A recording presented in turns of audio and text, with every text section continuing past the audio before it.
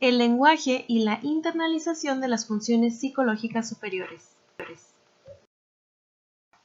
El enfoque sociocultural proveniente de las investigaciones realizadas por Lev Vygotsky y colaboradores sostiene que los procesos psicológicos son resultado de la interacción del individuo con el medio social y cultural al que pertenece en su época, y no solo de la genética, como solía creerse. Sin embargo, no ignoraba el peso de la genética sobre estos procesos, sino que estudió su origen y desarrollo en lugar de verlo únicamente como el resultado o un producto final. Con base a esto, propuso que las funciones mentales superiores y toda acción humana están mediadas por herramientas y signos. Pero, ¿a qué se refiere Vygotsky con acciones mediadas, herramientas y signos? Para comprender mejor estos conceptos, primero debemos hablar acerca de la investigación que Vygotsky hizo acerca de los procesos mentales, entre ellos, atención, percepción, pensamiento, y del que estaremos hablando, el lenguaje. Vygotsky sostenía que el desarrollo infantil era un proceso tan complejo que era imposible que se pudiera explicar desde una sola de sus características, como sucedía con el reduccionismo biológico o con el conductismo.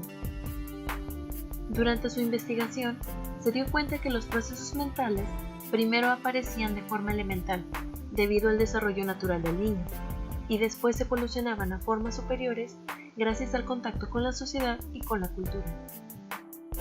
Para poder hablar acerca del origen social de los procesos psicológicos, Vygotsky diferencia la conciencia social como precedente de la conciencia individual, pues esto se deriva de la interacción que tenemos con otros. Esto llevó a Vygotsky a plantear su ley genética del desarrollo cultural, donde manifiesta que toda función aparece dos veces, la primera en el ámbito social, donde descubrimos e imitamos, es decir, de forma interpsicológica, y después aparece en el interior del niño, como algo mediado, voluntario, es decir, de forma intrapsicológica. Con esto afirma que todas las funciones superiores se originan como relaciones entre los seres humanos. Ahora, como antes mencionamos, las funciones mentales van hiladas unas con otras.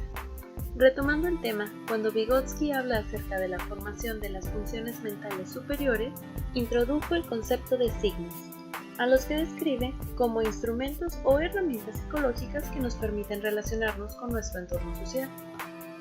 La adquisición de estos signos se da a través de la interacción intergeneracional, donde la historia, la cultura y las características sociales propias de su tiempo converjan y se conviertan así en instrumentos del pensamiento y la comunicación. El signo viene siendo como un método auxiliar que actúa como medio de adaptación y funge como regulador de la propia conducta y de la mente. Ahora, existen diversos tipos de signos, pero el que cumple como mediador fundamental de la acción psicológica es el lenguaje. El lenguaje es el mediador por excelencia, pues media nuestra relación con los demás y por supuesto con uno mismo. El significado de los signos es meramente social. Si son constructos sociales sin significado específico fuera de su contexto, ¿cómo hace el niño para descifrarlo e interiorizarlo? Para explicarlo citaremos a Vygotsky. Una operación que inicialmente representa una actividad externa se reconstruye y comienza a suceder internamente. Esto quiere decir la observación con la imitación. Segundo, un proceso interpersonal queda transformado en otro intrapersonal, es decir, la interiorización. Y número 3, la transformación de un proceso interpersonal en un proceso intrapersonal es el resultado de una prolongada serie de procesos evolutivos, es decir, la constancia y la maduración. De este modo, las acciones del niño se convertirán en funciones que después serán expresadas a través del lenguaje. Así pues, cuando el niño aprende palabras, no solo está aprendiendo a hablar, sino a cómo hacerlo también, pues se apropia del significado de lo que expresa. De esta forma, su vocabulario incrementa y con ello su interacción con el medio. Este proceso implica apropiarse del carácter histórico-social de las palabras, que son base del contexto cultural al que pertenece el individuo, y al hacerla suya, es decir, al interiorizarlas, las reproduce. A pesar de los muchos enfoques que hay y de las teorías acerca del desarrollo infantil, es imposible ignorar la carga sociocultural y la importancia que tiene sobre el desarrollo de las funciones mentales superiores.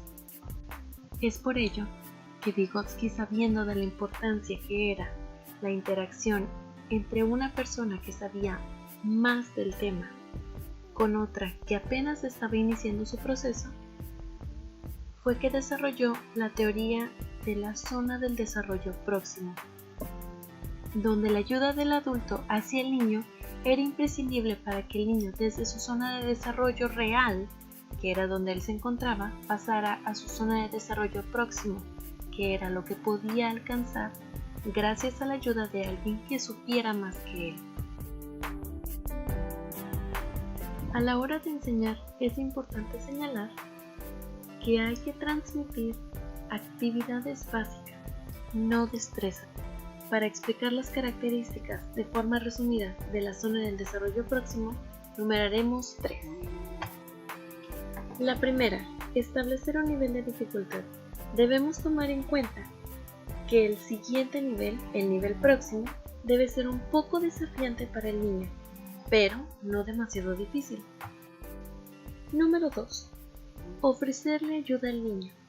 Esto no quiere decir que se le den las respuestas. Sin embargo, sí se le ofrece una práctica guiada para que el niño pueda tomar una referencia. Y por último, el número 3 es evaluar la ejecución independiente que tenga el niño en la tarea. Y así hemos llegado al final de nuestra presentación. Espero les haya gustado. Para terminar, les dejo una frase de Lev Vygotsky.